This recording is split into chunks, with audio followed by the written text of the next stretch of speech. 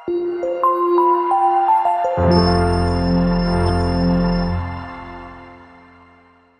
दोस्तों, सिलेक्शन तक में आपका स्वागत है। मैं आपका दोस्त डी के गौतम। जैसा कि आप देख पा रहे होंगे, मेरे साथ है एमपीपीएससी में 4th रैंक लाने वाले मनीष धनकर जी। सबसे पहले तो आपको बहुत बहुत शुभकामनाएं, आपने एमपीपीएससी में 4th रैंक हासिल की है। बहुत बहुत धन्यवाद सर आपका।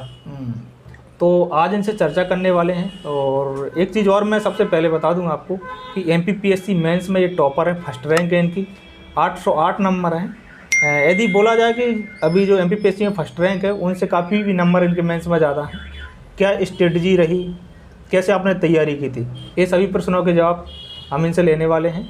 तो हम पहले शुरुआत करेंगे कि एमपीपीएससी एस्पिरेंट्स को आने वाली सामान्य समस्याएं वो कौन कौन सी हैं और आपको कौन कौन सी समस्याओं का सामना करना पड़ा था।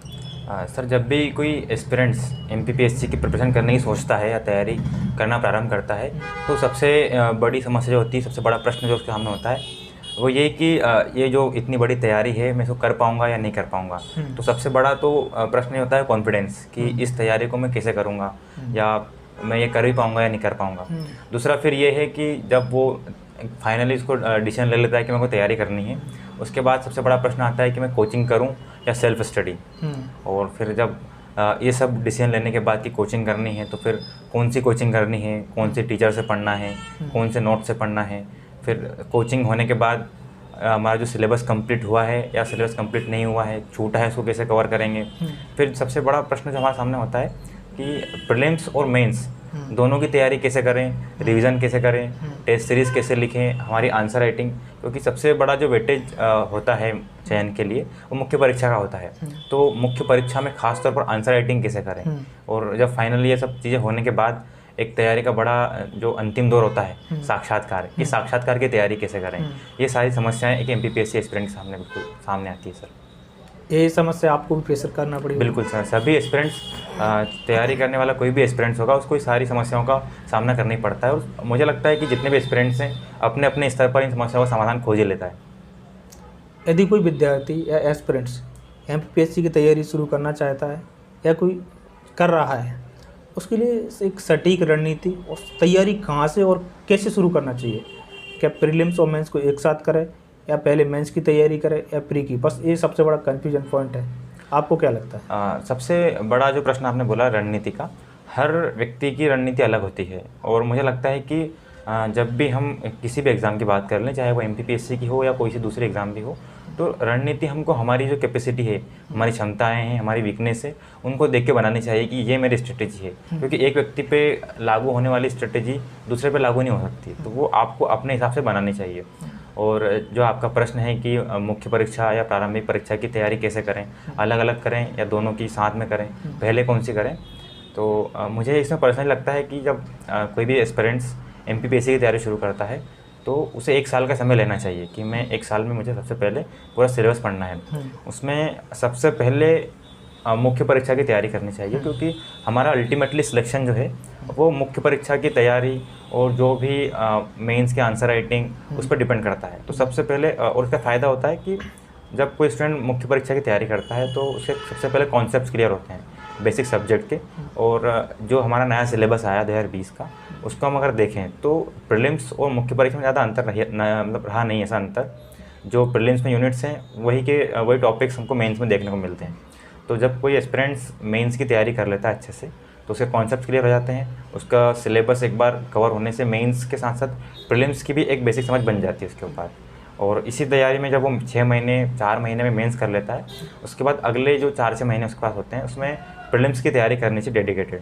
और प्रीलिम्स की तैयारी में अब जहाँ तक उसने मेंस में पढ़ा था तो कॉन्सेप्ट उसके क्लियर हो गए थे, सब्जेक्ट की बेसिक समझ उसको आ गई थी। अब उसका पूरा फोकस तथ्यात्मक जानकारी पर होता है कि कौन कौन सी तथ्यात्मक जानकारी मुख्य परीक्षा के लिए इम्पोर्टेंट तो हमने पढ़ ली है, अब कौन सी तथ्यात्मक जानकारी ऐसी है जो प्रारंभिक परीक्षा के लिए आवश्यक है। तो जब वो प्रीलिम्स की तैयारी करता है तो उसकी तथ्यात्मक जानकारी भी पूरी हो जाती है और इन दोनों की तैयारी को मिलाकर एक ओवरऑल हमारी प्रिपरेशन कंप्लीट हो जाती है। और इस पूरी प्रोसेस में जब हमने पहले मेंस पढ़ा, इसके बाद प्रारंभिक परीक्षा की तैयारी की और 1 साल के बाद हमारे सामने एग्ज़ाम्स होती है, तो हम तैयारी के तुरंत बाद एग्ज़ाम देने की कंडीशन में आ जाते हैं। तो किसी भी एस्पिरेंट्स को तैयारी करने के लिए जो मुझे लगता है सबसे पहले मेंस पढ़ना चाहिए और मेंस के बाद प्रीलिम्स की तैयारी करनी चाहिए। तो एक वर्ड बार बार सुनने को मिलता है, आपने भी मुझे नहीं लगता कितनी बार सुना होगा। आप ही बता सकते हैं कि स्मार्ट स्टडी। जी सर। तो कितनी बार सुना आपने इस तैयारी के दौरान स्मार्ट स्टडी करें? शुरुआत में कई लोग बोलते हैं। जब भी सर हम मतलब किसी टॉपर से बात करते हैं, हमने भी जब मैं तैयारी कर रहा था, जब भी मैंने बहुत बार टॉपर से बात की, गाइडेंस लिया या मेरे टीचर से बात की, तो सभी का फोकस स्मार्ट स्टडी पर होता है। स्मार्ट स्टडी कोई ऐसी अलग चीज़ नहीं है। स्मार्ट स्टडी का मतलब ये है कि हम जो पढ़ने वाले हैं उसको प्लान तरीके से पढ़ें। मतलब ऐसा नहीं हो कि हम बस हमने सिलेबस देखा और पढ़ने लगे, कुछ भी पढ़ रहे हैं हम, आज कुछ पढ़ रहे हैं, कल कुछ पढ़ रहे हैं। हमारे पास कम से कम 1 से 2 महीने का, या जब हम 1 साल की तैयारी कर रहे हैं तो कम से कम 4 से 6 महीने का प्लान हो कि मैं इस 4 महीने में इन चीज़ों को तैयार करूँगा। और दूसरा, स्मार्ट स्टडी का एक जो बड़ा स्टेज उसका ये है कि हम हमारे रिसोर्सेज कैसे बना रहे हैं। मतलब हमारे रिसोर्स स्मार्ट होने चाहिए।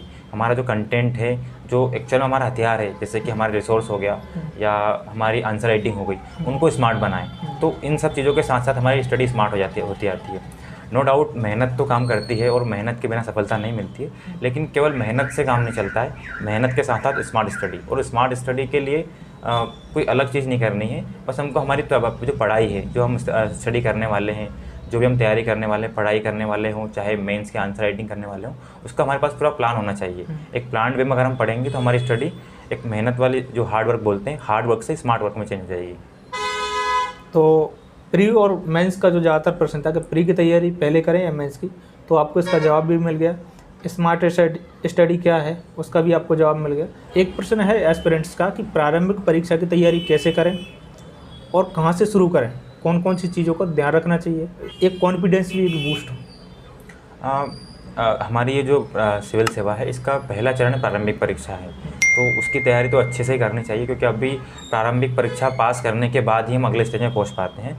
प्रारंभिक परीक्षा की तैयारी जो होती है, मुझे लगता है कि एक बार ही उसकी हम अच्छे से तैयारी कर सकते हैं। जब भी हम तैयारी स्टार्ट करना प्रारंभ करते हैं, हमको एक बार प्रारंभिक परीक्षा को अच्छे से पढ़ना चाहिए।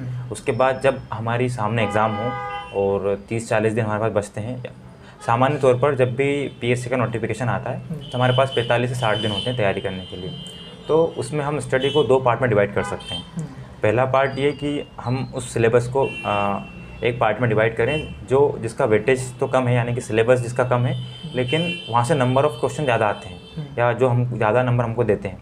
दूसरे वो टॉपिक्स या वो हमारे यूनिट्स जिनका सिलेबस बहुत बड़ा है लेकिन नंबर ऑफ़ क्वेश्चंस कम आते हैं, और वो टॉपिक जो है वो ज़्यादातर हमारे मेंस में कवर हो जाते हैं। जैसे पहले की मैं अगर आपसे बात करूं तो हम अगर पिछले 4 साल की बात करें, जैसे 2019, 2020, 21 और 22, तो इसमें लगभग 30-35 क्वेश्चन हमको एमपीएस देखने को मिलते हैं। तो अगर आपको प्रीलिम्स की अगर कोई पूछे कि की क्या है निकालने की, उसका जो उसकी की एमपी है।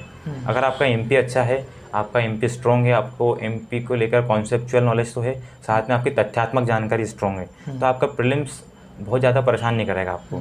दूसरा, फिर जैसे एमपी के साथ हम यूनिट 10 की बात करें, यूनिट 10 में हमारे पास 20 आयोग हैं और उसमें से लगभग 6 से 7-8 क्वेश्चन हमको देखने को मिलते हैं। और इसके अलावा यूनिट 9 है, उसका सिलेबस भी हार्डली हम अगर हमारे खुद के नोट्स बनाएंगे तो 50-60 पेज में हम उसको रिविज़न कर सकते हैं। तो यूनिट 9, यूनिट 10 और इसके अलावा यूनिट 7 और यूनिट 8 भी, इनका सिलेबस बहुत ज़्यादा बड़ा नहीं है। तो अगर हम इनकी तैयारी अच्छे से करते हैं, इनको बार बार रिवीजन करते हैं, और जब हमारे पास लास्ट में 45 से 60 दिन होते हैं, उस दौरान अगर पूरा फोकस हमारा इन यूनिट्स पर होता है, तो हमारे जो 100 क्वेश्चन हैं उसमें से लगभग 60-70 क्वेश्चन की तैयारी हमको हमारे इसमें इन यूनिट्स में से हो जाती है।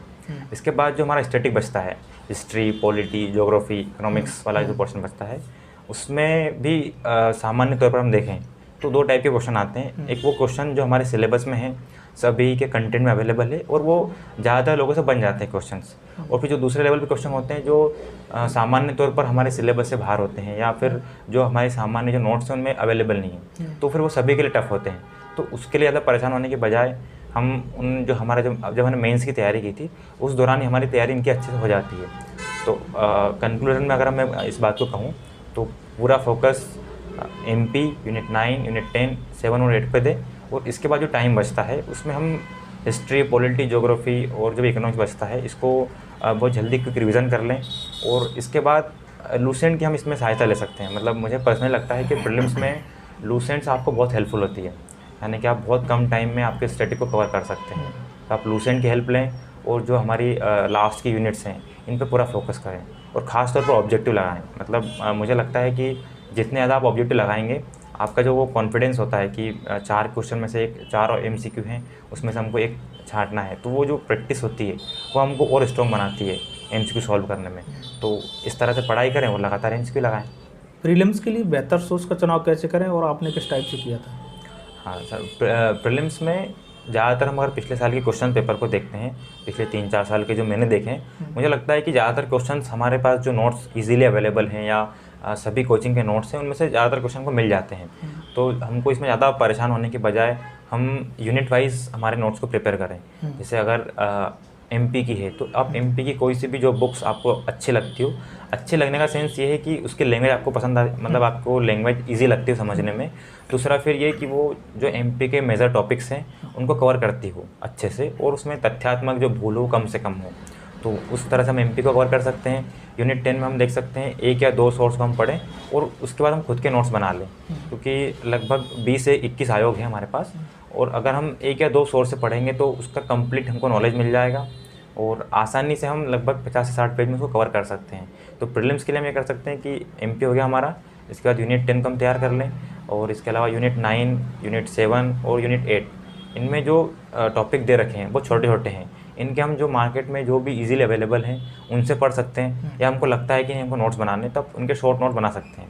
लेकिन होता क्या है कि प्रीलिम्स में तथ्यात्मक जानकारी ही इंपॉर्टेंट है, और जो प्रीलिम्स के नोट्स होते हैं मार्केट में जो भी अवेलेबल है उसमें तथ्यात्मक जानकारी पर ही फोकस होता है, तो हम किसी भी नोट से पढ़ सकते हैं उसको। बस हमको ध्यान ये रखना है कि उसकी लैंग्वेज हमको समझ में आनी चाहिए। इसके बाद जो प्रश्न आता है तैयारी के लिए कि प्रीलिम्स जैसे भी निकल जाता है, अधिकतर विद्यार्थी एस्पिरेंट्स पूछते हैं कि अब मार्केट में नोट्स ढूंढना शुरू कर देते, कौन सा नोट्स पढ़ें, कैसे तैयारी करें, बुक्स कौन सी पढ़ें या टेस्ट सीरीज कौन सी लगाएं। आपने जैसे कि अभी बताया सामान्य समस्याओं में, तो उसके लिए अब क्या करना चाहिए, वो मेंस की सही स्ट्रेटजी जहाँ से अच्छा स्कोर किया जा सकता है कम समय में, कैसे करना चाहिए, क्या कहें कि स्मार्ट स्टडी। जैसा कि मैंने आपको भी पहले बताया था कि हम जब भी तैयारी शुरू करते हैं, हम सबसे पहले हमको मेंस ही पढ़ना चाहिए। तो अगर हमारा मेंस पहले से पढ़ा हुआ है और प्रीलिम्स हमारा निकल जाता है, या हमको लगता है कि हमारा प्रीलिम्स निकल जाएगा, तो सबसे पहले हमारी जो कोशिश होनी चाहिए, हमने जो पहले सिलेबस पढ़ा है उसको हम रिवीजन कैसे कर सकते हैं। मतलब हमको एक प्लान वे बनाना चाहिए उसका, कि जब हमारी प्रीलिम्स हो गई है, हमारा मेंस अब कितने दिनों के बाद है, 3 महीने के बाद है, 4 महीने के बाद है, उस हिसाब से हमारी स्टडी को प्लान करें। और सबसे बड़ा जो इम्पोर्टेंट रोल मुझे लगता है प्रीलिम्स के बाद टेस्ट सीरीज़ का है। आप जितने ज़्यादा टेस्ट लिखेंगे, आपका आंसर राइटिंग इम्प्रूव होगी, आपका सिलेबस कवर होगा, और आपको जो एग्ज़ाम का फियर है वो कम होगा। और ख़ास तौर पे जो बात कॉन्फिडेंस को लेकर होती है कि हम मेंस में कॉन्फिडेंस कैसे बनाएं, तो मुझे लगता है कॉन्फिडेंस कोई ऐसी चीज़ नहीं जो बाहर से आती है। कॉन्फिडेंस आपको आपकी तैयारी ही देती है। अगर आपकी तैयारी अच्छी है, आपके टेस्ट में मार्क्स अच्छा आते हैं, तो आपका कॉन्फिडेंस ऑटोमेटिक अच्छा होगा। और जहाँ तक रही मेंस के लिए कंटेंट की बात, तो सबसे पहले जब हमने हमारे मेंस की तैयारी की थी, जिस भी कोचिंग से हमने पढ़ा था, हम उस कोचिंग के बेसिक नोट्स को तैयार करना चाहिए। कुछ विद्यार्थी सेल्फ स्टडी करते हैं, हाँ, जो कोचिंग नहीं कर सकते या फिर वहाँ तक नहीं पहुँच सकते, उन दोनों को लेकर हमको चर्चा करना है इसमें। हाँ, तो अब जैसे हमारा अगर किसी ने कोचिंग की है, तो सबसे पहले वो हम उसके कोचिंग के नोट्स में जो लिखा हुआ है उनको अच्छे से प्रिपेयर करें, या जिसने सेल्फ स्टडी भी की है तो जिन भी नोट्स से उसने पहले मेंस पढ़ा है उनको अच्छे से प्रिपेयर करें। क्योंकि आप देखेंगे मार्केट में जितने भी नोट्स अवेलेबल हैं उसमें लगभग 70-80% चीज़ कॉमन है, और जो हमारा सिलेबस है उसको इतना कवर कर देती है 70-80%। और हम अगर पिछले साल के क्वेश्चन पेपर की भी बात करें तो लगभग 80-90% क्वेश्चन हमारे नोट्स में से ही आते हैं। जो नोट्स में लिखा है वही क्वेश्चन हमको वहाँ पे एग्जाम में देखने को मिलता है। तो जो भी एस्पिरेंट मेंस की तैयारी कर रहा है, उसने जहाँ से मेंस की तैयारी पहले की थी प्रीलिम्स के पहले, उन नोट्स को अच्छे से रिवीजन करें। और इसमें एक चीज़ ये होती है कि हमारा कोई सा टॉपिक छूटा हुआ है, कोई यूनिट छूटी हो, तो सबसे पहले प्रीलिम्स के बाद हमारी जिम्मेदारी ये कि हम उसको तैयार करें। और जब हमको लगता है कि हाँ मेरा सिलेबस अब मैं पढ़ने लगा हूँ या रिवीजन करने की बारी है, तो रिवीजन करने के साथ ही टेस्ट देना स्टार्ट कर दें। फिर लगातार टेस्ट देते रहें और रिवीजन करते रहें। सीरीज कब से शुरू करना चाहिए? हाँ, टेस्ट सीरीज़ का बड़ा इंपॉर्टेंट रोल है इसमें, क्योंकि हमारी आंसर राइटिंग टेस्ट सीरीज़ से इंप्रूव होती है। तो जो आपका प्रश्न है कि हमको टेस्ट सीरीज़ कब शुरू करनी चाहिए, मुझे लगता है कि जब हमारा सिलेबस कंप्लीट हो जाए और हमने मेंस पढ़ रखा है, उसके बाद 1 से 2 महीने इस बात को दें कि पूरा सिलेबस पढ़ने के बाद मेरे कौन से पोर्शन वीक रहे हैं, क्योंकि हम कोचिंग करते हैं या अभी सेल्फ स्टडी करते हैं तो सभी सब्जेक्ट में हमारी बराबर कमांड नहीं होती है। कुछ सब्जेक्ट होते हैं जिनको लगता है कि हाँ मेरा इस पर कमांड अच्छी है और मैं इनको इन नोट से तैयार कर लूँगा, लेकिन उसके बाद भी कुछ यूनिट्स या कुछ सब्जेक्ट बच जाते हैं जिनमें हमको लगता है कि यार इनकी तैयारी उस तरह से नहीं हो पाई है। तो हमारा उसके बाद जब हमारा सिलेबस हुआ है तो उन सब्जेक्ट पे फोकस करें, उनके नोट्स बनाएं या उनका कंटेंट इकट्ठा कर लें कि हाँ ये इस टॉपिक को मुझे इस कंटेंट से पढ़ना है, और फिक्स कर लें कि हाँ अब यही फाइनल मेरा सोर्स है। और इसके बाद जब ये कंडीशन हो कि सिलेबस में से अगर कहीं से भी क्वेश्चन पूछा जाता है तो चाहे भले ही आंसर पूरी फ्रेम में ना हो, लेकिन कुछ ना कुछ लिखने की कंडीशन में वो हो। मतलब अगर मेरे सामने कोई प्रश्न आता है तो कोई ना कोई जानकारी अगर मेरे पास उसकी है तो तब से हमको टेस्ट देना स्टार्ट कर देना चाहिए। होता क्या है कि जब हम ये सोचेंगे कि जब मैं आंसर लिखने लगूंगा, मेरा आंसर अच्छे से बनेंगे तब लिखूंगा, तो कभी भी वो दिन नहीं आता है कि आपके आंसर परफेक्ट होंगे। ये पूरी प्रोसेस है, वो लगातार चलती रहती है। तो जिस भी दिन आपको लगता है कि मैं इस कंडीशन में हूँ कि कोई क्वेश्चन मेरे सामने आता है और कुछ ना कुछ इन्फॉर्मेशन मेरे पास उसकी है, मैं कुछ ना कुछ लिख पाऊँगा इसके बारे में, तब से आपको टेस्ट देना स्टार्ट कर देना चाहिए। और टेस्ट सीरीज़ का तो ये है कि जब आपने एक बार स्टार्ट कर दी है, जिस दिन आपका सिलेक्शन होगा तब तक वो टेस्ट लिखना है, क्योंकि आपको वहाँ तक ले जाने की सबसे बड़ी जिम्मेदारी टेस्ट सीरीज़ की है। टेस्ट सीरीज़ से मतलब ये नहीं है कि आप किसी कोचिंग में जाकर ही टेस्ट सीरीज़ करें या महंगी महंगी टेस्ट सीरीज़ ही करें। जो भी आपके लिए अफोर्डेबल हो, जो भी आपके लिए कन्वीनियंट हो, उसको कर सकते हैं। साथ ही अगर आप टेस्ट सीरीज़ को लगातार अफोर्ड नहीं कर पा रहे हैं तो मार्केट में ईजिली आपको पेपर मिल जाते हैं, प्रीवियस ईयर क्वेश्चन मिल जाते हैं, पुरानी टेस्ट सीरीज़ के पेपर मिल जाते हैं, तो आप उनको सॉल्व कर सकते हैं। इसके साथ ही आप एक काम और कर सकते हैं कि जैसे आपके 3 या 4 दोस्तों का ग्रुप है जो आपको लगता है कि अच्छी तैयारी करते हैं, उनका मेंस राइटिंग स्किल अच्छा है, तो आप जो पेपर अवेलेबल हैं उनको लेकर खाली बुकलेट्स को लेकर तैयारी कर सकते हैं, टेस्ट सॉल्व कर सकते हैं, आपस में चेक कर सकते हैं। क्योंकि जनरली जहाँ भी जितनी भी टेस्ट सीरीज़ होती है नॉर्मली एस्पिरेंट्स ही कॉपी चेक करते हैं। तो अच्छा यही है कि हम लगातार टेस्ट लिखें। लगातार टेस्ट लिखने से हमारी आंसर राइटिंग इंप्रूव होती है, सिलेबस कवर होता है, और साथ ही साथ जो बोला जाता है कि तथ्यात्मक जानकारी कैसे इंप्रूव करें, वो भी टेस्ट के साथ साथ ही इंप्रूव होती है। मैं मुख्य परीक्षा की अपने बात कर ली है, पर इसमें एक प्रश्न है कि पेपर निकलने के बाद किस सीक्वेंस में, किस पेपर से अपन तैयारी शुरू करना चाहिए जहाँ से अच्छा स्कोर गेन किया जा सके? कौन सी यूनिट फोकस करना चाहिए, उस यूनिट को कैसे पढ़ना चाहिए? जैसे हमारा प्रीलिम्स निकलता है तो जब हम प्लान करते हैं कि हमको अब 3 से 4 महीने मेंस का रिवीजन कैसे करना है, तैयारी कैसे करनी है, तो उसमें हम 2 चीज़ों को रखते हैं साथ में। एक हमारा सिलेबस है, एक हमारा टेस्ट सीरीज़ का शेड्यूल है। तो हम या तो टेस्ट सीरीज़ के शेड्यूल के साथ तैयारी कर सकते हैं कि जिस शेड्यूल में हमारा टेस्ट चल रहे हैं हम उसमें तैयारी करते हैं। लेकिन उसमें एक नुकसान ये होता है कि ज़्यादातर टेस्ट सीरीज़ का जो शेड्यूल होता है वो 1 या 2 साइकिल देता है हमको, तो हमारा सिलेबस 1 या लगभग 2 बार ही पूरा हो पाता है मेंस के पहले। या एक तरीका हम ये कर सकते हैं कि हम हमारे सिलेबस को लेकर चलें और उसके साथ साथ टेस्ट देते रहें, और जब टेस्ट की देने की बारी आती है तो मान लो हमारा 5 यूनिट का टेस्ट है और हमारे पास 5 दिन है, तो उन 5 यूनिट में से जैसे किसी के लिए भी 5 यूनिट बराबर नहीं होती है। उन 5 में से 3 या 4 यूनिट अच्छी होगी, उन पर कमांड होगी उसकी, या उसको लगता होगा ये यूनिट्स में से मैं क्वेश्चन अटैम्प्ट कर पाऊँगा, उतने अच्छे से ना हो भले ही, लेकिन अटैम्प्ट तो कर पाऊँगा। और 1 या 2 यूनिट ऐसी होगी जो लगता है कि यार रिवीजन करने की ज़रूरत है, तो केवल उस 1 या 2 यूनिट को रिवीजन करें और वहाँ पर टेस्ट देने जा सकते हैं। और हमारा जो सिलेबस है जिसमें हमको पढ़ना है उसमें पढ़ना चाहिए। इसमें जो आपने सीक्वेंस पूछा है, तो अच्छा सीक्वेंस जो मैंने मेरे हिसाब से किया था उसमें यह था कि हम पहले पेपर 4 और 5 को कंप्लीट करें, क्योंकि इसका सिलेबस छोटा होता है और अच्छे नंबर इन पेपर में आते हैं। तो आप सबसे पहले पेपर 4 और पेपर 5 को अच्छे से कवर करें, यानी कि पूरा सिलेबस पढ़ लें, एक एक टॉपिक को कवर कर लें और जो भी आपको कंटेंट को इकट्ठा करना था वो कर लें। इसके बाद आपको पेपर, क्योंकि आपके पास 3 से 4 महीने बचते हैं मेंस के लिए, तो आप पेपर 1 को अच्छे से कवर कर लें इसके बाद। और पेपर 1 को हम इतने स्तर तक तैयार कर लें कि अब मेरे को इसको एग्ज़ाम के 8 या 10 दिन पहले ही पढ़ना है, क्योंकि हमारे पास एग्ज़ाम जब शुरू होती है तो पहले पेपर को तैयार करने के लिए हम 8 या 10 दिन ले सकते हैं। तो हम ताज़ा पढ़ा हुआ रहता है, उसको हम एग्ज़ाम में अच्छे से लिख पाएंगे। और जब हमारा पेपर 4, पेपर 5 कवर हो गया है, हमने पेपर 1 को अच्छे से पढ़ लिया है, हमने उसका रिवीजन करने के लिए लास्ट टाइम बचा लिया है, तो पूरा फोकस हमारा बचता है पेपर 2 और 3 पे। तो उसके बाद जो हमारा बड़ा टाइम है हमको पेपर 2 और 3 में देना चाहिए। पेपर 2 और 3 में देने का मतलब ये है क्योंकि पेपर 2 और 3 बहुत ज़्यादा डाइवर्स और डायनेमिक क्वेश्चन, मतलब इसका टॉपिक बहुत डायनेमिक है, अलग अलग तरह के सब्जेक्ट्स हैं, इकोनॉमिक्स, हेल्थ, एजुकेशन, सब पेपर 2 में हमको मिलते हैं। तो इसमें जो यूनिट्स आपको प्रॉब्लम देती है उनको अच्छे से तैयार करें, उनका कंटेंट तैयार करें, उसकी जो हमको डाटा है, जब हमको डाटा इसमें करंट का डाटा पुट करना है उसको इकट्ठा करें। और एक चीज़ हमको और करनी चाहिए इसमें, क्योंकि पहला पेपर हम 8 दिन पहले से तैयार करते हैं, तो उसमें हम उसको हम अच्छे से लिख के आते हैं। लेकिन पेपर 2, 3 और 4 इसका हम रिवीजन नहीं कर पाते हैं। रिवीजन कोई भी नहीं कर पाता है क्योंकि बहुत बड़ा सिलेबस है। तो हमको उस एक दिन पहले हमको क्या पढ़ना है, कौन कौन सी चीज़ रिवाइज़ करनी है, इसकी तैयारी हमको पहले ही करनी चाहिए। यानी जब हम मेंस पढ़ रहे हैं, जब पेपर 2 की तैयारी कर रहे हैं, तो हमको उसी दिन डिसाइड करना होगा कि हम जब अगले दिन मेरा पेपर होगा पेपर 2 का, तो मैं उस रात को क्या रिवीजन करके जाऊँगा। क्योंकि किसी के लिए भी पॉसिबल नहीं है कि वो पेपर 2 पूरा रिवाइज़ करके आ सके। तो अच्छा है कि हम एक दिन जब हम तैयारी करते हैं उस दौरान फिक्स कर लें कि एक दिन पहले या एक जो हमारे पास जो टाइम बचता है पेपर के बीच में, उसमें क्या रिवीजन करेंगे। जैसे कि हम अगर पेपर 3 की बात करें, तो पेपर 3 में 10 यूनिट्स हैं। 10 यूनिट्स की हम जो पहले से तैयारी है उसके आधार पर हम पेपर को अटेम्प्ट करते हैं। लेकिन हमको क्या उस दिन रिवीजन करना है, तो उसको हमको बड़े ध्यान से चयन करना चाहिए। जैसे कि हम फिजिक्स, केमिस्ट्री, बायो है, वो हमको पहले से पढ़ा हुआ है, हम उसको चाह कर भी एक दिन में रिवीजन नहीं कर सकते। लेकिन जैसे मैथ्स है, तो आप मैथ्स के सारे फॉर्मूलाज को एक दिन में रिवीजन कर सकते हैं, तो आपको अगले दिन काम आ जाएंगे। इसके अलावा जैसे उसमें हमारा यूनिट 7 है, तो यूनिट 7 की जो फैक्चुअल इन्फॉर्मेशंस हैं, जैसे जो साइंटिस्ट हैं तो उनकी जो फेमस चीज़ें हैं, उनके आविष्कार हैं, या फिर इसको हम जो अलग अलग संस्थाओं के नाम उसमें दे रखे हैं, तो उनकी जो तथ्यात्मक जानकारी है उसका रिवीजन कर सकते हैं। खासतौर पर जो एनर्जी एनवायरनमेंट है, उसमें बड़ा डाटा का बड़ा इंपॉर्टेंस रोल होता है।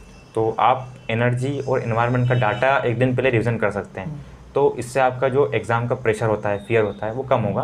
और साथ ही क्योंकि आपके पास टाइम कम है, आपको रिवीजन सिर्फ वो चीज़ें करनी चाहिए जो आपको एक दिन बाद तक याद रहे और आपके आंसर की क्वालिटी को इम्प्रूव कर सके। तो हमको 2 और 3, 4 पेपर के लिए पहले से ही फिक्स कर लेना चाहिए कि हम क्या रिवीजन करेंगे। तो और इसके बाद जब हमारा पूरी तैयारी होती है, इसके साथ साथ ही हमको पेपर 6 की तैयारी करनी चाहिए। पेपर 6 में जो हमारा नया वाला सिलेबस है, इसमें ज़्यादातर वाला प्रैक्टिस का रहा है कि हम जितनी ज़्यादा निबंध लिखने की प्रैक्टिस करेंगे उतना हमको उसमें फ़ायदा मिलेगा। क्योंकि हमको 2 निबंध लिखने हैं, साथ ही प्रारूप भी लिखने हैं। तो आप प्रारूप की प्रैक्टिस कर लें, हर प्रारूप को लेकर एक एक फिक्स बना लें कि हाँ ये प्रारूप मेरे को एक दिन पहले लिख के जाना है उसमें। इसके अलावा हम एक चीज़ जो बड़ा निबंध है हमारा 1000 वर्ड का, उसमें हमको उन्होंने 25 टॉपिक दे रखे हैं। तो उन 25 टॉपिक के ऊपर हमारे पास थोड़ी थोड़ी इन्फॉर्मेशन होनी चाहिए।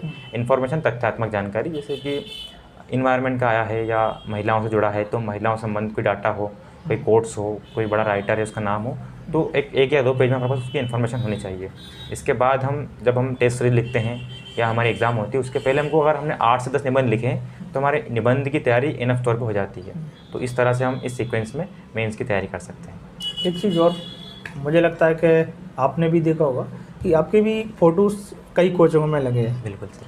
लेकिन ये टॉपर्स के फ़ोटो को लेकर एस्पिरेंट्स भी भ्रमित रहते हैं, आते हैं यार इसको मैंने दूसरी कोचिंग में देखा, फिर इंक्वायरी के लिए जा रही है, दूसरी में देखा, तो उसको लेकर आप क्या कहेंगे, कैसा देखते हैं उसको? हाँ सर, ये आपने बड़ा अच्छा प्रश्न किया है ये, क्योंकि कुछ दिन पहले तक हम भी एस्पिरेंट्स थे और ये डाउट हमारे मन में भी था कि कोई एक एस्पिरेंट्स है वो कितने कोचिंग से पढ़ा हो सकता है या इसने कहाँ से तैयारी की है। तो चूँकि जो अभी हमारे पर्सनल एक्सपीरियंस भी है, इसमें होता क्या है कि जैसे अब हम पिछले 5 साल से यहाँ पे तैयारी कर रहे हैं। मैंने एक कोचिंग से तैयारी की, 3 कोचिंग में टेस्ट सीरीज़ लिखी, इसके अलावा 5 से 6 कोचिंग में मैंने मॉक इंटरव्यू दिए। और कोई भी एस्पिरेंट जिसने 2 या 3 साल की तैयारी करता है, तो वो जब इस एटमॉस्फेयर में रहता है, तो जहाँ से उसको मिलता है कि यहाँ से मुझे मेरी तैयारी में हेल्प हो सकती है, तो उस कोचिंग संस्थान में जाता है वो। तो इस दौरान क्या है कि उनकी इन्फॉर्मेशन उनके पास होती है और निश्चित तौर पर किसी भी एस्पिरेंट्स की सफलता में सभी लोगों का कुछ ना कुछ हाथ होता है। लेकिन भ्रम की स्थिति तब बनती है जब उसके फ़ोटोज़ सभी जगह पे लगते हैं।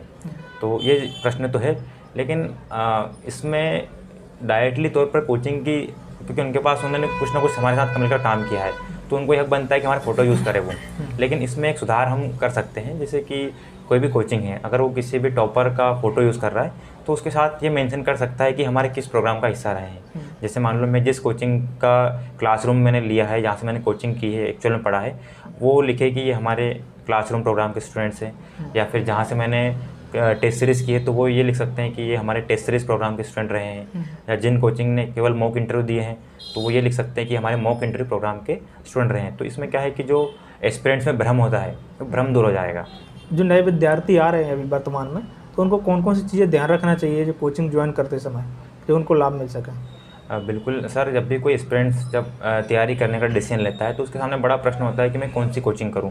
और ख़ास तौर पर जब वो टॉपर्स को देखता है तो किसी भी टॉपर्स का हो, चाहे पहले भी ये रहा है आगे भी होगा, बहुत सारे टॉपर्स के फ़ोटोज़ बहुत जगह यूज़ होते हैं, तो कंफ्यूज होते हैं कि कौन सी कोचिंग अच्छी है। तो मेरा सजेशन इसमें यह है कि कोई भी एस्पिरेंट्स जो तैयारी करना चाहता है वो केवल टॉपर्स को देख कर ना जाए। ख़ास तौर पर टॉपर्स के जो इंटरव्यू होते हैं या फ़ोटोज़ होते हैं उनको देख कर ही किसी कोचिंग में ना जाए, क्योंकि आज जो टॉपर्स है उसने जिस भी कोचिंग से तैयारी की होगी या जहाँ भी टेस्ट सीरीज लिखी होगी वो 2 या 3 साल पहले लिखी होगी या 4 साल पहले लिखी होगी, तो तब से लेके अब तक काफ़ी कुछ चेंज हो चुका है। तो केवल टॉपर्स को देख कर ना जाएँ। और मुझे लगता है कि जब कोई एस्पिरेंट किसी कोचिंग का चयन करता है, सबसे पहले उसको वहाँ का डेमो लेना चाहिए। जब वो डेमो लेता है तो टीचर से पढ़ता है, टीचर्स के पढ़ाने का तरीका और टीचर्स इसके अलावा जो फैकल्टी है कि फैकल्टी यहाँ पे परमानेंट है या नहीं है, और जो फैकल्टी हमें पढ़ा रही है वो मतलब पूरे टाइम पढ़ाएगी या नहीं पढ़ाएगी। इसके अलावा एक बड़ा जो सबसे बड़ी चीज़ जो ध्यान में रखनी चाहिए कि जब भी कोई एस्पिरेंट किसी कोचिंग के को देखने जाए तो वहाँ के जो बच्चे उस टाइम पढ़ रहे हैं उनसे ये फीडबैक ले कि इस कोचिंग ने सिलेबस कंप्लीट करवाया या नहीं है, क्योंकि ज़्यादातर देखने में मिलता है कि कोचिंग में सिलेबस ही कंप्लीट नहीं होता है, तो बच्चे की जो तैयारी होती है वो भटकाव की दिशा में चली जाती है। तो सबसे पहले जो भी एस्पिरेंट्स है उसको डेमो लेना चाहिए, फैकल्टीज़ के बारे में इन्फॉर्मेशन लेनी चाहिए कि कौन कौन सी फैकल्टी है, कौन सी फैकल्टी क्या पढ़ाएगी, और जो वहाँ पे पढ़ रहे हैं उनसे ये फीडबैक ले कि सिलेबस को कंप्लीट करवाया जाएगा या नहीं करवाया जाएगा। तो इन 3-4 चीज़ों को ध्यान में रखकर किसी भी एस्पिरेंट्स को कोचिंग को फिक्स करना चाहिए। सेल्फ स्टडी करने वाले विद्यार्थी हैं, उनके लिए आपका क्या मार्गदर्शन रहेगा, वो कैसे तैयारी कर सकते हैं? बिल्कुल सर, बहुत सारे स्टूडेंट सेल्फ स्टडी भी करते हैं, और पहले ये था कि हम बाहर जाके तैयारी नहीं कर पाते थे, इतने सारे सोर्सेज अवेलेबल नहीं थे। तो जो भी सेल्फ स्टडी कर रहे हैं, मतलब मैंने कोचिंग की थी पर्सनली, तो जो भी सेल्फ स्टडी कर रहे हैं अगर उनको किसी चीज़ में प्रॉब्लम जाती है तो अब इतने सारे सोर्सेज इजीली अवेलेबल हैं, ऑनलाइन सोर्सेज अवेलेबल हैं, बहुत ही अफोर्डेबल प्राइस में अवेलेबल हैं। तो हम जिन भी विषय में या जिन भी टॉपिक्स में उनको दिक्कत जाती है तो वो उनकी सहायता ले सकते हैं। और ख़ास तौर पर जो सेल्फ स्टडी कर रहे हैं, भले वो कोचिंग ना जाएँ या कोचिंग ना कर रहे हो, तो वो गाइडेंस ले सकते हैं किसी टीचर का, क्योंकि इसमें मेंटरशिप बहुत ज़रूरी है, क्योंकि हमारा जो सिलेबस है बहुत वास्ट है और सिलेबस को कंसाइज करना, इंटीग्रेटेड फॉर्म में पढ़ना और प्रीलिम्स मेंस की तैयारी करना काफ़ी एक बड़ा हर्डल है। तो इसको एक अच्छे से तैयार करने के लिए किसी भी जो सेल्फ स्टडी कर रहा हो, चाहे कोचिंग कर रहा हो, किसी टीचर का या कोई सीनियर स्टूडेंट हो या कोई ऐसे विद्यार्थी रहे हो जिसने पहले एग्ज़ाम को क्रैक किया हो, बिल्कुल उनका गाइडेंस को लेना चाहिए। ज़्यादातर स्टूडेंट्स का प्रश्न रहता है बुक्स को प्रेफर करें या नोट्स को प्रेफर करें, आपका क्या मानना है? सर, मतलब जब हम जो सिविल सर्विस की हम तैयारी कर रहे हैं, निश्चित तौर पर बुक्स की बुक्स पढ़ने के लिए अच्छी होती है और जो बुक्स पढ़ने से नॉलेज बढ़ता है। लेकिन पर्सनली मुझे लगता है कि अगर हम सिर्फ MPPSC की ही प्रिपरेशन कर रहे हैं, तो अगर हम MPPSC की डिमांड को देखें, उसके नेचर को देखें और जो पिछले 3-4 साल में जो क्वेश्चन पूछे हैं उनको देखें, तो हमारे जो नोट्स हैं वो काफ़ी सफिशेंट हैं। मतलब जो भी हम कोचिंग के नोट्स पढ़ते हैं या जो भी मार्केट में इजीली अवेलेबल हैं, उन नोट्स को बुक से ही बनाया गया है। जो भी टीचर्स है जिन्होंने बनाया उन्होंने काफ़ी मेहनत करके बनाया है। तो मुझे लगता है कि अगर कोई स्टूडेंट जिसके पास उतना समय नहीं है और वो पूरा फोकस उसका MPPSC के लिए है, खासतौर पर केवल MPPSC के लिए, वो नोट्स उसके लिए सफिशेंट है। क्योंकि हम क्वेश्चन का नेचर देखेंगे तो एज इट इज़ जो नोट्स में दिया हुआ है वो क्वेश्चन पूछा जाता है, तो बजाय हम 400 पेज की किताब पढ़ें, 100 पेज के हम नोट्स को 4 बार रिवीजन कर सकते हैं, तो हम उसको अच्छे से याद कर पाएंगे और अच्छे से लिख पाएंगे। और ख़ासतौर पर हम जब से 3 मार्कर क्वेश्चन है वो अगर हम बुक में देखेंगे तो एक पर्टिकुलर इन्फॉर्मेशन आधी इस पेज पर मिलती है, आगे कुछ पेज पर मिलती है, लेकिन नोट्स में वो हमें कंसाइज वे में एक जगह मिल जाती है, तो हम उसको अच्छे समझ पाते हैं और तथ्यात्मक जानकारी हमको अधिक याद रहती है। तो मुझे लगता है कि ख़ास तौर पर MPPSC की अगर कोई तैयारी कर रहा है तो उसके लिए नोट्स सफिशिएंट है। पहले नोट्स को तैयार करें, नोट्स पर अच्छे से कमांड बनाएं। अगर नोट्स पे उसकी अच्छी कमांड हो गई है और पर्याप्त टाइम उसको मिलता है तो बुक्स की सहायता ले सकता है, लेकिन पहला फोकस नोट्स पे होना चाहिए। क्योंकि मैंने मेरी पूरी तैयारी के दौरान एक भी बुक से नहीं पढ़ा, और बुक अच्छी होती है लेकिन मुझे इतना पढ़ने का समय नहीं मिल पाया, मेरा पूरा फोकस नोट्स पे था और मैं नोट्स के थ्रू ही मैंने पूरी तैयारी की है और नोट्स के साथ ही मैंने मेंस में अच्छे नंबर मैंने प्राप्त किए हैं। जैसे मार्केट में देखा जाए तो बहुत से नोट्स उपलब्ध हैं अलग अलग कोचिंग्स के, आपने खुद के नोट्स तैयार किए थे या सभी कोचिंग्स के नोट्स से आपने पढ़ा था? हाँ, इसमें हम ये कर सकते हैं कि जो हमने जिस कोचिंग से तैयारी की है या सेल्फ स्टडी हमने जो नोट्स पढ़े हैं, पहले हमारा प्रयास होना चाहिए कि उन पर अच्छे से कमांड कर लें। उसके बाद हम देखें जो सिलेबस की डिमांड है और जो हमारे नोट्स में अवेलेबल है उसमें कहाँ पे गैप है, या कोई ऐसे टॉपिक है जिसको हमको समझने में हमारे नोट्स से प्रॉब्लम आ जा रही है या हमारे नोट्स में सफिशिएंट कंटेंट नहीं है, तो हम उसके लिए दूसरे नोट्स की हेल्प ले सकते हैं। लेकिन हमको सिर्फ हेल्प ही लेना है, हमको 2 सोर्स नहीं रखने हैं। मतलब यानी कि कहने का मतलब ये है कि जैसे एक टॉपिक है, उसके लिए आपके पास पढ़ने के लिए एक ही सोर्स होना चाहिए। समझने के लिए हम 1 या 2 सोर्स से पढ़ सकते हैं, लेकिन पढ़ने के बाद या तो हम दोनों को कंसाइज करें या दोनों को मिला जुला रूप अपना लें।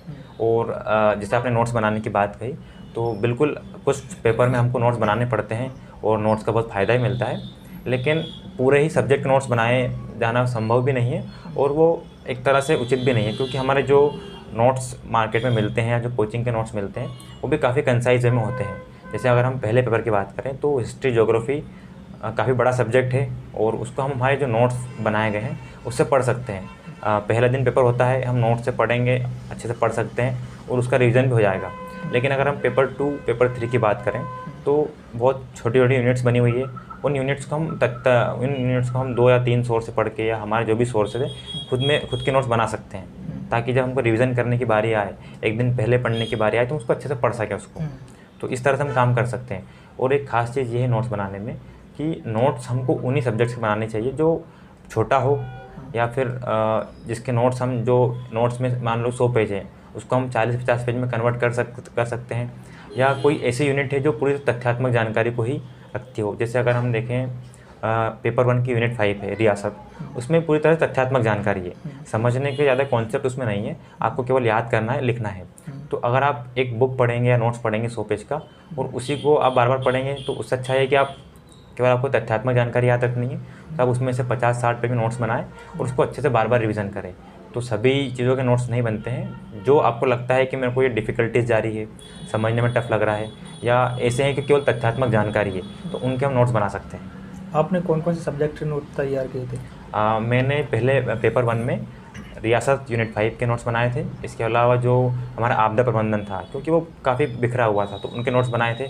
बाकी मैंने पूरा हिस्ट्री ज्योग्राफी जो मेरे पास कोचिंग के नोट्स थे मैंने उससे पढ़ा। पेपर 2 में मैंने पॉलिटी के शॉर्ट नोट्स बनाए थे, क्योंकि पॉलिटी पहले मैं नोट्स ही पढ़ता था, लेकिन जब बाद में 2-3 बार मैंने उसका रिवीजन कर लिया तो केवल तथ्यात्मक जानकारी को ही याद करने की ज़रूरत थी, तो मैंने फिर उसके केवल जो फैक्चुअल इन्फॉर्मेशन है, आर्टिकल हैं, उनको ही लिखा।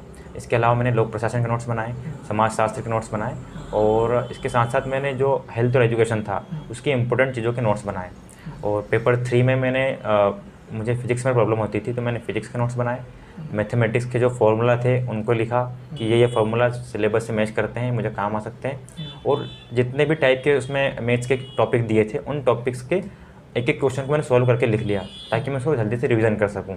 यूनिट 7 में मैंने जो भी संस्थाओं के नाम दिए थे, वैज्ञानिकों के नाम दिए थे, उनके बारे में जो तथ्यात्मक जानकारी थी उनको लिखा।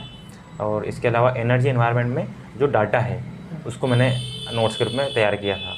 और इसके अलावा जो पेपर 4 और पेपर 5 है उसके नोट्स हम बना सकते हैं, क्योंकि उनका भी सिलेबस बहुत ज़्यादा बड़ा नहीं होता है, हम उसको एक बुकलेट में आराम से कवर कर सकते हैं। तो इस तरह से आप आपकी ज़रूरत के हिसाब से आप नोट्स बना सकते हैं। जो सर ने अपने नोट्स बताए, इनकी संपूर्ण PDF आपको सिलेक्शन तक टेलीग्राम में आपको मिल जाएगी। पूरे और जितने भी नोट्स हैं सर के, पूरे नोट्स आपको देखने को मिल जाएंगे, और सर की जो टेस्ट कॉपी है वो भी हम आपको अवेलेबल करा सकते हैं। ठीक है, टेलीग्राम चैनल पे आप जाके देख लीजिएगा, वहाँ पे आपको मिल जाएंगे सभी। एक प्रश्न मुझे लगता है कि आपके अंदर भी आया होगा कई बार, क्योंकि एक इतनी लंबी जर्नी में किसी का पहली बार भी सिलेक्शन हो जाता है, कुछ 4 से 5 साल में भी, तो उसको कैसे कंटिन्यू करें कि बगैर डिमोटिवेट हुए? बीच में मोटिवेशन भी ज़रूरी रहता है। सर हम सिविल सर्विस को देखें तो इसका नेचर ही ऐसा है कि आपको इसमें टाइम देना पड़ता है। अगर आप हर स्टेज को फर्स्ट अटेम्प्ट में भी पास करेंगे तब भी आपको 1 से 2 साल तो लग ही जाएंगे। और कुछ अनएक्सपेक्टेड चीज़ें भी होती है, जैसे कोविड हुआ और रिजर्वेशन के इशू पर रिजल्ट लेट हुए, तो जिनका पहला अटेम्प्ट था उनको भी 4 से 5 साल लगे हैं। तो बिल्कुल निश्चित रूप से जो भी एस्पिरेंट्स होते हैं डिमोटिवेट भी होते हैं, और कभी कभी लगता है कि रिज़ल्ट आएगा या नहीं आएगा, आएगा तो हमारा होगा या नहीं होगा। तो इसमें कॉन्फिडेंस को बनाए रखना, कंटिन्यूटी को बनाए रखना बड़ी टफ चीज़ होती है। और अगर हम सिविल सर्विस को देखें तो सिविल सर्विस इसलिए टफ़ नहीं है कि इसका सिलेबस बहुत बड़ा है या बहुत कठिन चीज़ें हमको पढ़ने को मिलती है। एक टफ़ इसकी प्रोसेस है, इसकी बहुत लंबी प्रोसेस होती है, थका देने वाली अलग अलग स्टेजेस हैं। आपको प्रीलिम्स पास करना है, फिर मेंस पास करना है, फिर इंटरव्यू पास करना है, फेल हो गए तो फिर से शुरुआत करना है। तो इसमें मोटिवेशन बहुत ज़रूरी है। लेकिन मुझे लगता है कि मोटिवेशन आपको कहीं बाहर से नहीं मिलता है। मोटिवेशन आपकी जो कंडीशंस हैं, जैसे कि कोई भी स्टूडेंट जिस कंडीशन में होता है, सबसे बड़ा मोटिवेशन उसका वो कंडीशंस ही है, उसको उस कंडीशन से बाहर निकलना है। लगातार वो कंडीशन उसको पुश करती रहती है कि यहाँ से बाहर निकलना है। क्योंकि कोई भी स्टूडेंट जो होता है, चाहे वो किसी भी बैकग्राउंड से हो, स्टूडेंट लाइफ में प्रॉब्लम्स होती है, तो वो बड़ा मोटिवेशन है कि हमको यहाँ से बाहर निकलना है। दूसरा सर, कंटिन्यूटी बनाए रखने के लिए 2-3 चीज़ें मुझे लगता है बहुत ज़रूरी है। एक तो ये है कि आपका कॉन्फिडेंस, अगर आपकी तैयारी अच्छी है, आपका कॉन्फिडेंस अच्छा है, तो आप इस बात के लिए श्योर रहेंगे कि हाँ, जब भी मेरा रिजल्ट आएगा, मेरा सिलेक्शन होगा, तो वो आपको एक मोटिवेशन करेगा कि हाँ, मुझे टिके रहना है और आगे तक तैयारी करनी है। दूसरा फिर आपके आसपास का माहौल, आपके दोस्त कैसे हैं, आपके जहाँ पर आप रहते हैं, जहाँ आप पढ़ते हैं, तो आपके जो पढ़ने वाले जो साथी एस्पिरेंट्स हैं, आपके रूम पार्टनर्स कैसे हैं। पर्सनली मैं पिछले 5 साल से जब इंदौर में रहा हूँ, तो मेरे दोस्त, उनका मुझे काफ़ी सपोर्ट मिला। मेरे दोस्त सभी थे, हम साथ में हमने तैयारी की, इसी रूम में हम रहे 5-6 साल तक, सभी का सिलेक्शन हुआ। लेकिन सभी के मन में ख्याल आते थे कि हमारा सिलेक्शन कब होगा, 4 साल हो गए हैं। घर वालों के भी कभी सोचने में आता था कि घर वाले से हम कब तक पैसे लेंगे, तो वो चीज़ें चलती रहती है। लेकिन अगर आपके दोस्त ऐसे कि आपको लगातार मोटिवेट करें, जैसे जो मेरे दोस्त थे, वो हमेशा मेरे से हम बात करते थे, तो उनका ये कहना था कि रिज़ल्ट चाहे 1 साल बाद आए, चाहे 2 साल बाद आए, सिलेक्शन पक्का है अपना। तो वो चीज़ें आपको मोटिवेट करती है, यानी कि जब भी आपको लगता है कि यार अब यहाँ से हम क्विट कर देना चाहिए क्या, तो आपके दोस्त आपको आगे बढ़ाते हैं। तो इसलिए आपके अच्छे दोस्त बनाए, मतलब अच्छे दोस्त का मतलब ये नहीं कि वो अच्छे पढ़ने वाले हों, अच्छे दोस्त ये कि आपको अच्छे तरीके से समझें। मतलब आपको जब आप ऐसा फील करें कि यार डिमोटिवेशन हो रहा है या हमको लग रहा है कि अब नहीं होगा, तब आपको पुश करने वाले दोस्त होने चाहिए। तो अपना आसपास का माहौल अच्छा बनाए रखिए, आपको कॉन्फिडेंस मिलेगा, और कॉन्फिडेंस के साथ साथ जो मोटिवेशन मिलता है वही आपको कंटिन्यूटी देता है। और सिविल सर्विस में कंटिन्यूटी ऐसा फैक्टर है जो आपकी तैयारी से लेके फाइनल सिलेक्शन तक लगातार आपको काम देगा। जिस दिन आपकी कंटिन्यूटी टूटी, जहाँ से आपने ब्रेक लिया, आपकी तैयारी का डाउनफॉल शुरू हो जाता है। तो कंटिन्यूटी बनाए रखने के लिए आपका आसपास का माहौल और तैयारी दोनों पे फोकस रखना चाहिए। ज़्यादातर स्टूडेंट्स का एक, यदि आप कमेंट्स देखें, कुछ वीडियो मेरे में भी आया कि क्या डिप्टी कलेक्टर बनने के बाद लोग बदल जाते हैं, कॉल नहीं उठाते, बात नहीं करते, क्या इनको घमंड आ जाता? तो आप क्या कहना चाहोगे? हाँ सर, बड़ा ही रोचक प्रश्न है सर आपका ये। और चूँकि अभी तो हमारा सिलेक्शन थोड़े दिन पहले ही हुआ है, तो इस बारे में ज़्यादा अनुभव मुझे नहीं है, लेकिन जितना मुझे अभी तक फील हुआ है, जब आपका सिलेक्शन हो जाता है तो आपके पास बहुत सारी चीज़ें बदल जाती है। आपके आसपास आपको बहुत सारे लोगों के फ़ोन कॉल्स आते हैं, आपको बहुत लोगों को रिप्लाई करना होता है, बहुत सारे, क्योंकि आप जिस बैकग्राउंड से आते हैं वहाँ पे ऐसे पद पे सिलेक्शन बहुत कम होता है, तो वो भी आपसे मिलना चाहते हैं। आप घर भी आपकी पर्सनल लाइफ होती है, घर वालों को भी टाइम देना होता है, तो आपको पर्सनली हर व्यक्ति से आप पर्सनली बात कर पाएँ संभव नहीं होता है। फिर आपके बहुत सारे, जब आप यहाँ तैयारी करते हैं, आपने 4 साल तैयारी की, 5 साल तैयारी की, आपको जानने वाले हज़ारों लोग होते हैं यहाँ पे, आपकी कोचिंग में, आपकी लाइब्रेरी में, आपके टेस्ट सीरीज़ में, लेकिन सबसे बात करना पर्सनली पॉसिबल नहीं है। लेकिन इसमें ये कर सकते हैं कि हम, जैसे जब से मेरा सिलेक्शन हुआ है, मेरे पास भी बहुत लोग के फ़ोन आए, मैंने बहुत कोशिश भी की सबका मैं रिप्लाई कर सकूं, सबको कॉल बैक कर सकूं, लेकिन फिर भी पर्सनली हर व्यक्ति से बात कर पाना पॉसिबल नहीं है। लेकिन इसमें जैसे आपका प्लेटफॉर्म है, इनके माध्यम से जो भी उनके डाउट्स हैं या जो भी उनके प्रश्न हैं, जो भी हमसे वो बात करना चाहते हैं, हम उनको दूर करने का प्रयास करते हैं। आप भी उसी दिशा में प्रयास कर रहे हैं। और जो भी ऐसे एस्पिरेंट्स, मतलब ये जो आपका प्रश्न था कि डिप्टी कलेक्टर बदल जाते हैं, ऐसा कुछ नहीं है। इसको मतलब इस रूप में नहीं देखना चाहिए, क्योंकि जब हम इस परिवर्तन के लिए ही पढ़ाई करते हैं, लेकिन जब परिवर्तन होता है तो कुछ चीज़ें बदल जाती है, और फिर बदलाव के साथ साथ सभी चीज़ों को मैनेज करना संभव नहीं होता है। तो उसमें हम ऐसे प्लेटफॉर्म, जैसे आपका प्लेटफॉर्म है, ये काफ़ी उपयोगी है कि हम जो भी एस्पिरेंट्स बात करना चाहते हैं या डाउट जो भी उनके हो, हम उनको इन माध्यम से भी कवर कर सकते हैं। यदि तैयारी से संबंधित कोई आपके प्रश्न है तो कमेंट बॉक्स में बताएं, और टाइम पर हम सर से मिलते रहेंगे और आपके प्रश्नों का उत्तर ज़रूर प्रयास करेंगे सर से लेने का, और टाइम निकाल कर सर भी ज़रूर, मुझे लगता है, सहयोग करेंगे, क्योंकि मैं बहुत व्यक्तिगत रूप से जानता हूं सर का बहुत नेचर बहुत हेल्पफुल है। वो भी एक ग्रामीण परिवेश से आए हैं, जो जहाँ पे आप बैठ के जो सोच रहे हैं ना, वो भी उस चीज़ को पहले सोचते थे। सर एक प्रश्न और है, ज़्यादातर विद्यार्थियों का रहता है, और मुझे लगता है हो सकता है कि आपके साथ भी परिस्थिति रही है, कि इस तैयारी के दौरान क्या कोई वैकल्पिक तौर पर और कोई चीज़ भी देखना चाहिए?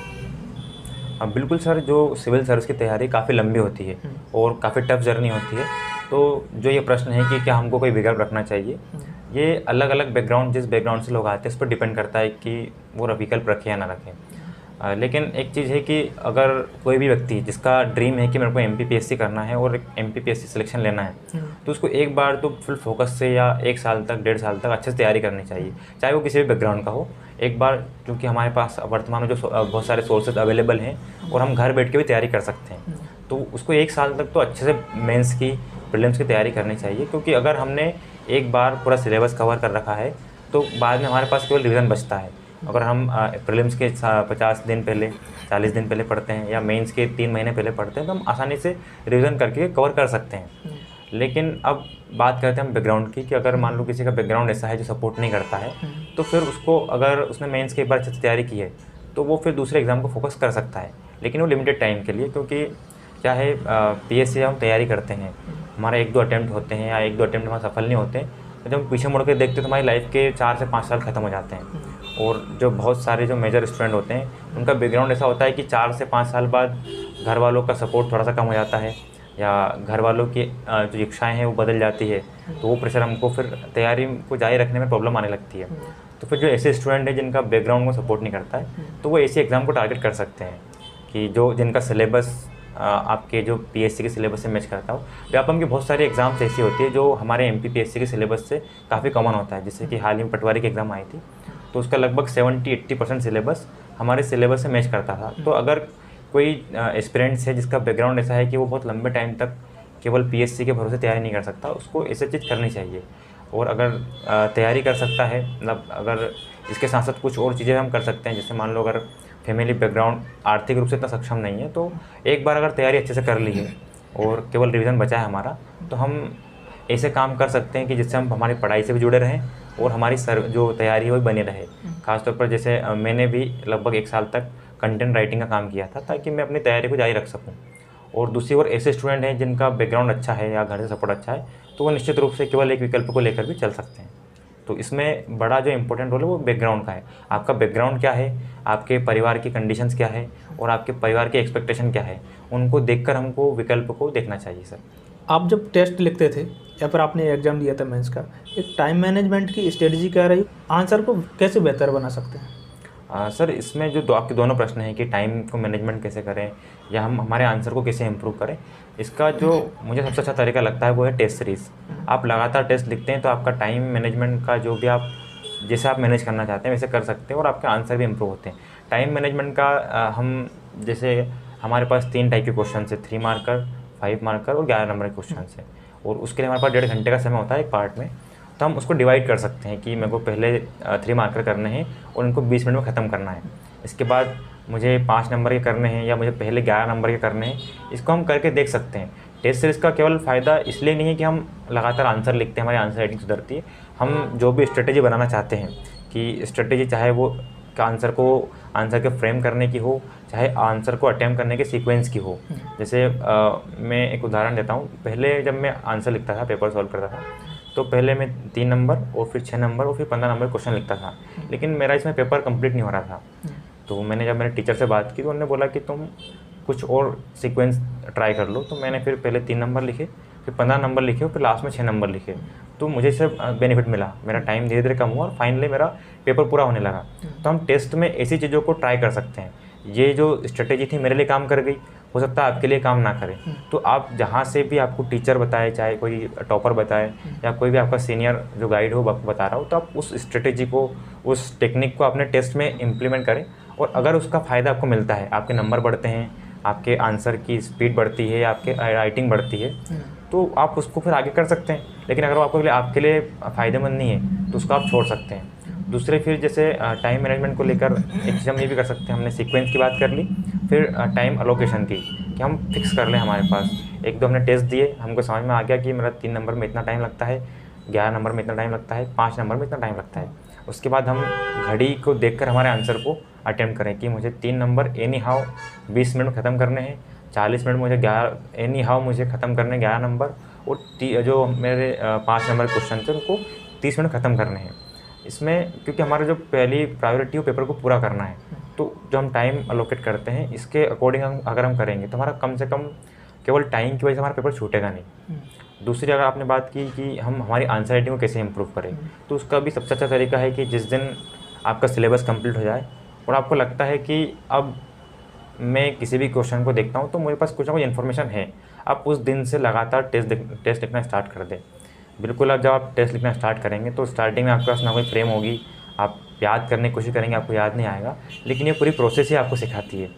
चाहे कोई टॉपर हो, कोई टीचर हो, वो आपको केवल गाइड कर सकता है या बता सकता है, लेकिन जो क्वालिटी आपके आंसर में आती है वो आपकी पूरी प्रोसेस से, आपकी मेहनत से और आपके लगातार टेस्ट लिखने से आती है।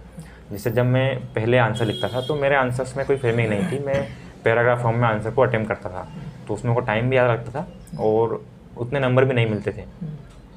लेकिन जब मैं टेस्ट लिखने लगा लगातार, और जब मैं टेस्ट सीरीज में दूसरे स्टूडेंट की कॉपी देखता था, उनके नंबर देखता था, तो मैंने उन चीज़ों को धीरे धीरे अडॉप्ट करना शुरू किया। और एक लंबी प्रोसेस है ये, अगर आप 1 साल, 1.5 साल, 6 महीने टेस्ट लिखते हैं तो धीरे धीरे डेवलप होती है। तो आप आपके आंसर में वो इम्प्रूवमेंट को लाने की कोशिश करें, और ये इम्प्रूवमेंट रातों रात नहीं होता है, ये पूरी प्रोसेस होती है। जैसे अगर आपका क्वेश्चन छूट रहा है तो आपका प्रयास ये होना चाहिए कि मेरे इस पेपर में 3 क्वेश्चन छूटे हैं तो अगले पेपर में मेरा 1 क्वेश्चन छूटे या 2 क्वेश्चन छूटे केवल, या उसके अगले पेपर में मेरा 1 भी ना छूटे। तो इस प्रोसेस को आगे बढ़ाएं, और जब आपका पेपर पूरा हो गया है उसके बाद आप इस चीज़ पर फोकस करें कि मैंने पिछली बार 3 क्वेश्चन को मैंने सिर्फ अटेम्प्ट किया था, उसमें अच्छे से नहीं लिख पाई थी या अच्छे से नहीं लिख पाया था उसको, तो अगले पेपर में मैं उसको 1 क्वेश्चन को ज़्यादा अच्छे से लिख पाऊँ। तो ये इस तरह से अगर आप धीरे धीरे स्टेप बाय स्टेप प्रोसेस को आगे बढ़ाएंगे तो आपकी तैयारी भी इम्प्रूव होगी, आपकी आंसर राइटिंग भी इम्प्रूव होगी। और ख़ास तौर पर जो आंसर राइटिंग है इसमें हम 1-2 चीज़ और ऐड कर सकते हैं कि हम जो फिक्स टाइप के क्वेश्चंस हैं उनके लिए फ्रेम तैयार कर लें। जैसे अगर आप बात करें, पहला पेपर हुआ हिस्ट्री ज्योग्राफी हुआ, तो हिस्ट्री में 3 मार्कर हो चाहे 11 नंबर क्वेश्चन हो, कुछ खास टाइप के क्वेश्चन होते हैं। जैसे हम 3 मार्कर की बात करें तो ज़्यादातर क्वेश्चन किसी बुक का नाम होगा, किसी राजा का नाम होगा, किसी आंदोलन का नाम होगा या किसी विशेष घटना का नाम होगा। तो आपको एक जो घटना वाले क्वेश्चन है उनकी एक प्रॉपर फ्रेम होनी चाहिए कि ये घटना किस समय की है, घटना का नेतृत्व किसने किया, घटना के परिणाम क्या हुए, घटना का महत्व क्या है या घटना का योगदान क्या है। अब इन 4-5 जो आपकी फ्रेम बनाई है इसमें आपको केवल फैक्ट पुट करने हैं। अब वो चाहे कोई सी घटना हो, चाहे चोरा चोरी घटना हो, चाहे किसी राजा को हटा के दूसरे राजा को आना हो, तो ये सब घटनाओं में आप इन चीज़ों को लिख सकते हैं। जैसे ऐसे आप ज्योग्राफी में कर सकते हैं, ज्योग्राफी में कोई जैसे किसी पर्वत का नाम आता है या किसी नदी का नाम आता है तो आप उसमें फ्रेम बना सकते हैं कि ये पर्वत किस स्थान पर है, यानी कि इसकी अवस्थिति, इसकी प्रकृति क्या है, यानी कि किस प्रकार का पर्वत है, इसमें वनावरण कैसा है, या इसकी ऊंचाई कितनी है, या इसमें जो चट्टानें हैं वो किस प्रकार की है। आप फ्रेम बना लें इन सब चीज़ों का। और एक्चुअल में ये जो फ्रेम है ये आप केवल सोचने से नहीं बनेगी, आप लगातार टेस्ट लिखेंगे। आप पहले टेस्ट में लाइन लिखेंगे लंबी लंबी, आप फिर अगले टेस्ट में जब आप लिखेंगे आपको टाइम कम पड़ेगा, आप सोचेंगे उन चीज़ों के बारे में, फिर आप पढ़ेंगे, फिर लिखेंगे, तो आपके पास धीरे धीरे उन क्वेश्चन की फ्रेम बनती रहेगी। तो ऐसे अगर आप क्वेश्चन को अटेम्प्ट करते रहेंगे तो आपके जो आंसर हैं उनमें तथ्यात्मक जानकारी बढ़ेगी, उसमें जो हमारा जो बोलते हैं कि आपके क्वेश्चन में डायमेंशन होने चाहिए वो डायमेंशन बढ़ेंगे और बहुत कम टाइम में आप उनको लिख पाएंगे। तो इस तरह से हम हमारे आंसर राइटिंग को इम्प्रूव कर सकते हैं।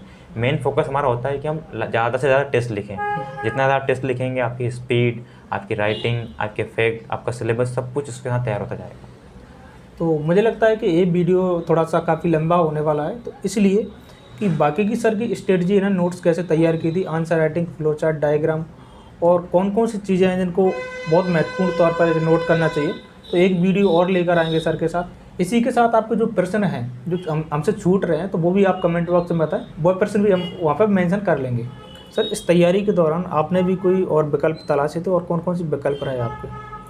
सर प्रारंभिक तौर पर मेरा लक्ष्य सिविल सेवा का था, और जब मैंने तैयारी की तो मैंने 1 से 1.5 साल तक केवल सिविल सेवा की तैयारी की, और मेरा उसमें परिणाम भी मेरा पॉजिटिव रहा। मेरा प्रीलिम्स निकला और मैं मेंस की तैयारी कर रहा था और मैंने 19 का मेंस भी लिखा।